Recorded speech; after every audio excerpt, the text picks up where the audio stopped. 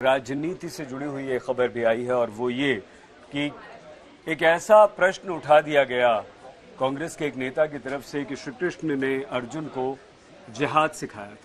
इसको लेकर हंगामा बरप गया है। भारतीय जनता पार्टी ने पलटवार किया है शिवराज पाटिल पर और बहुत कुछ निशाना साधा जा रहा है और चौतरफा घिर चुके हैं शिवराज पाटिल और कांग्रेस पर ये अभी इस वक्त आरोप लग रहे हैं कि किस तरह की स्टेटमेंट्स हैं, क्योंकि गीता में जिहाद बताकर घिरे शिवराज पाटिल। लेकिन क्या कुछ उन्होंने कहा था, हम दर्शकों को सुनवा देते हैं। सुनिए शिवराज पाटिल क्या कह रहे हैं। वो महाभारत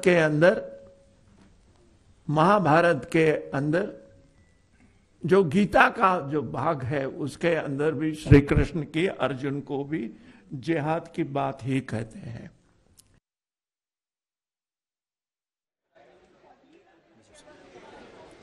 और आशु, जब बवाल बढ़ा शिवराज पाटिल के इस बयान पर तो उन्होंने सफाई भी पेश की। हम सफाई भी आपको सुनवा देते हैं जल्दी।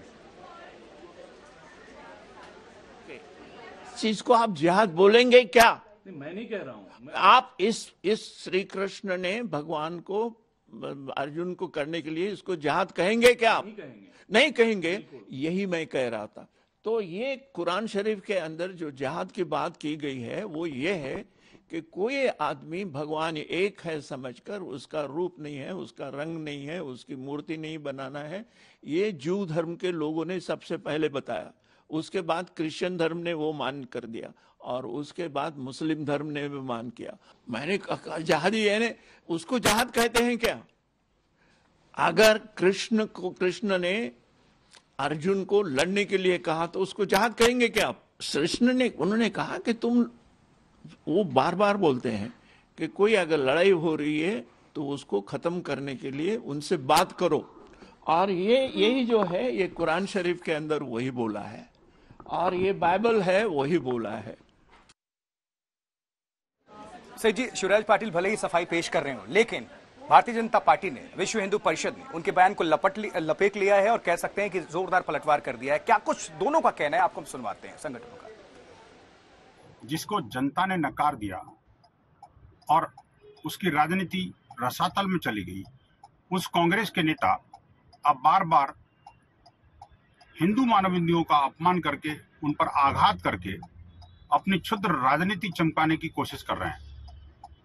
जिस कांग्रेस ने राम को नकार दिया, अब कृष्ण पर प्रहार करने लगी। श्रीमद् भागवत गीता के उपदेशों को भी जिहाद बताने लगी। शर्म आनी चाहिए। जो आपत्तिजनक और बेहद दुर्भाग्यपूर्ण बात कांग्रेस पार्टी के वरिष्ठ नेता और गांधी परिवार के करीबी शिवराज पाटिल जी ने कही कि महाभारत जिहाद सिखाता है, श्री कृष्ण ने अर्जुन को जिहाद का संदेश दिया था, उस पर माफ़ी मांगने के बदले, उस पर अनकंडीशनल अपॉलॉजी करने के बदले आज जिस प्रकार से अपने बयानों को उन्होंने जस्टिफाई किया है, डिफेंड किया है और कहा है कि उनको मिसकोट किया गया। दरअसल ये मिसकोट नहीं किया गया है, यही कांग्रेस पार्टी का असली चाल चरित्र और चेहरा है। एक बार फिर से बीजेपी कांग्रेस को घेर रही है आशु, लेकिन जितेंद्र बहादुर सिंह ने किससे बात की? मुख्तार अब्बास नकवी से बातचीत की है भारतीय जनता पार्टी के नेता। क्या कुछ कह रहे हैं मुख्तार अब्बास नकवी, सुनिए जरा। सर, जिस तरीके की बात शिवराज पाटिल ने कहा है, वो पूर्व गृह मंत्री भी रहे हैं।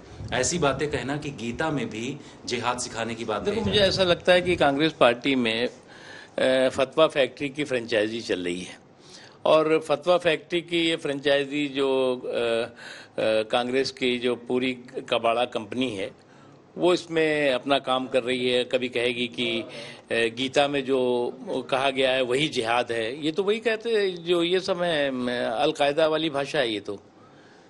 ये भाषा जो है वो IS वाली भाषा है। ये मुझे लगता है कि इस तरह की बेवकूफ़ी भरी बातें कांग्रेस में ही संभव है और कांग्रेस के ही इस तरह की कबाड़ा कंपनियां इस तरह की बातें कर सकती हैं। अभी भी शिवराज पाटिल अपनी बात पर अड़े हुए हैं और उनका कहना है कि उन्होंने इसके बारे में जो कहा है वो सही कहा है, वो अपना बयान वापस नहीं ले रहे हैं। देखिए, मुझे लगता है देश की संस्कृति, देश के संस्कार और देश का जो हमारा सनातनी संकल्प है उस पर जो है वो सांप्रदायिक सियासत अगर कोई कर रहा है और कांग्रेस पार्टी का इतने बड़े लोग कर रहे हैं, नेता कर रहे हैं, कांग्रेस पार्टी कर रही है, तो ये इससे बड़ा कांग्रेस का दिवालियापन नहीं हो सकता।